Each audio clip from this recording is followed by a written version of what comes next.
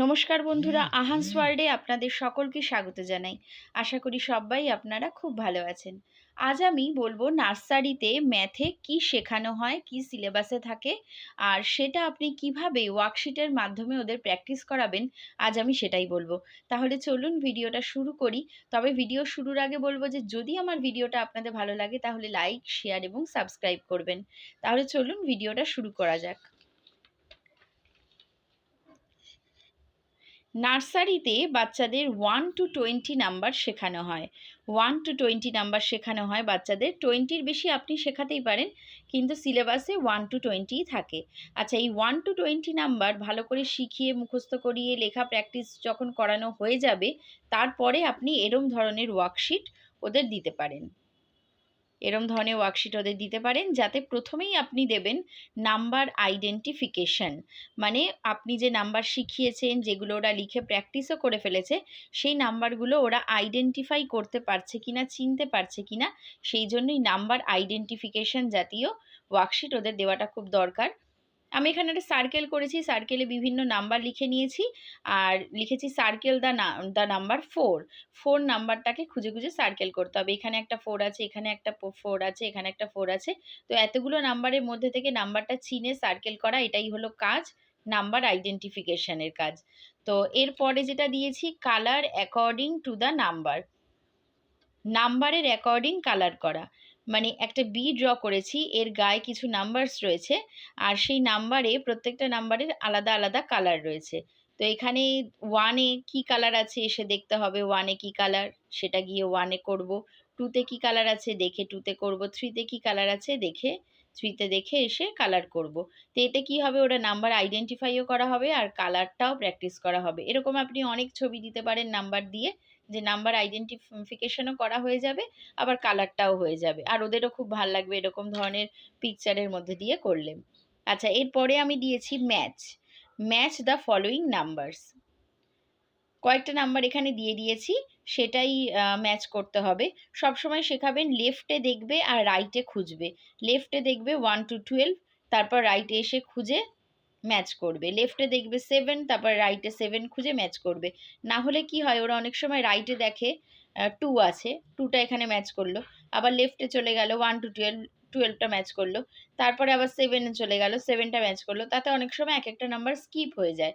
সেই জন্য বলবেন একদম লেফটে দেখবে আর রাইটে খুঁজে ম্যাচ করবে। এইটা তো পুরোটাই আমি বললাম যে নাম্বার আইডেন্টিফিকেশনে কি কি ধরনের ওয়ার্কশিট আপনি রেডি করতে পারেন।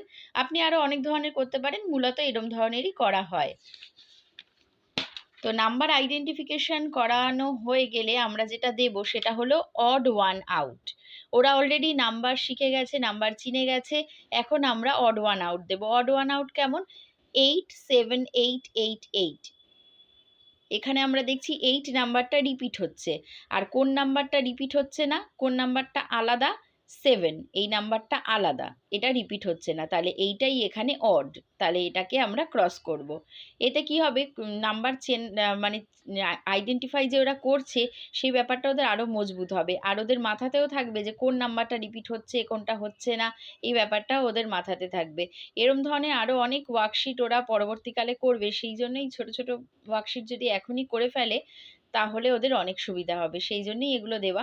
আর ম্যাথ মানেই, আর এই ধরনের মেন্টাল ম্যাথ জাতীয় জিনিস মানেই হলো ব্রেনকে যত কাজে লাগাতে পারবে তত এগুলো আরও বেশি আপনি কাজ করাতে পারবেন, এগুলো নিয়ে বড় হওয়ার পরে আরও অনেক অনেক ওয়ার্কশিট করাতে পারবেন। তো ছোটোর থেকেই এই মাথা খাটিয়ে এইগুলো করানো প্র্যাকটিস করুন। 18, 1 to 12, 1 to 12, 1 to 12, 1 to 12, তাহলে কোন নাম্বারটা রিপিট হচ্ছে? 1 to 12, তাহলে কোনটা এখানে থাকার কথা নয়? 1, 8, 18, এটা আলাদা, এটা অড, এটাকে ক্রস করব। ওকে। আচ্ছা, এরপর আমি আসছি কাউন্টিংয়ে। আমরা কাউন্টিং সবসময় লেফট টু রাইট শেখাবো, কখনোই যেন ওরা রাইট টু লেফট বা এখান থেকে ওখান, মাঝখান থেকে হঠাৎ করে কাউন্টিং এরকম না করে। সবসময় যেন লেফট টু রাইটই কাউন্টিংটা করে, তাহলে কাউন্টিংটা ভুল হওয়ার সম্ভাবনা খুব কম।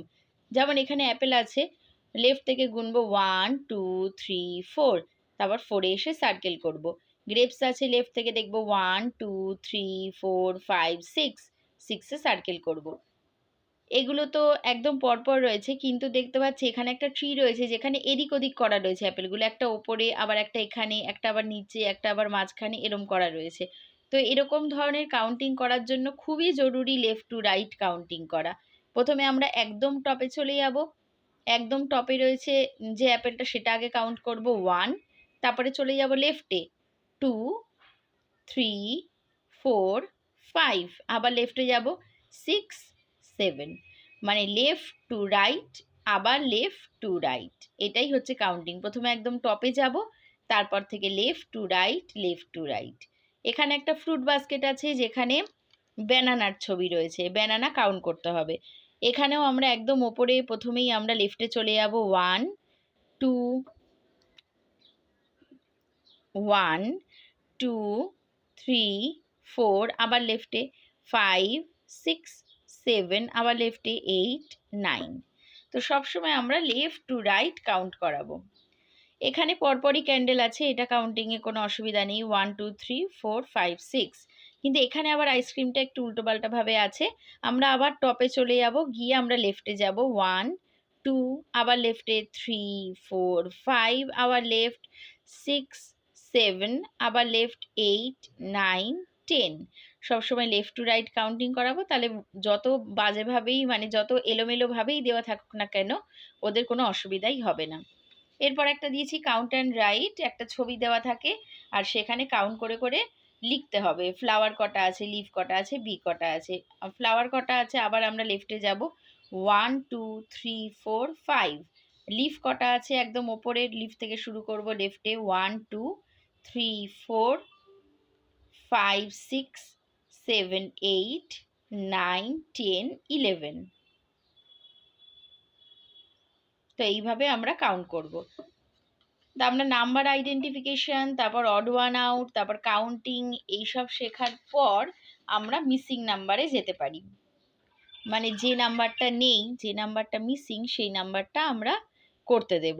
যেমন এখানে 6 লিখে দিয়েছি, তারপরে ফাঁকা আছে, তাহলে এই ব্ল্যাঙ্কে কি নাম্বার হবে? 6-এর আফটারে 7, 7-এর আফটারে 8, 9, তারপর 10।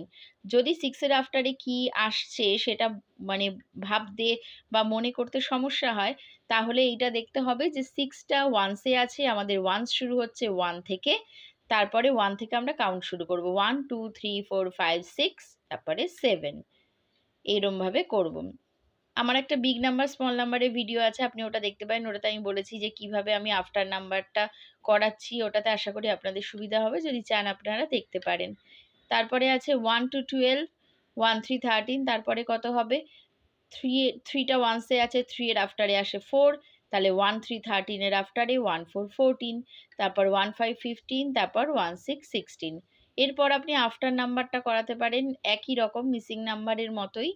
4 একটা হয়তো নাম্বার দেওয়া, সেখানের পরপর নাম্বারগুলো করতে হয়। 4, 4-এর আফটার নাম্বার 5, তার আফটারে 6, 1, 8, 18, 1, 8, 18 আফটারে 1, 9, 19। যদি না মনে পড়ে তাহলে ওয়ান্সটা দেখবো, ওয়ান্সে আছে 8, 8-এর আফটারে হয় 9, তাহলে 1, 8, 18-এর আফটারে 1, 9, 19, আর 1, 9, 19 মানে 1 10 শেষ, তারপরে 2, 0, 20।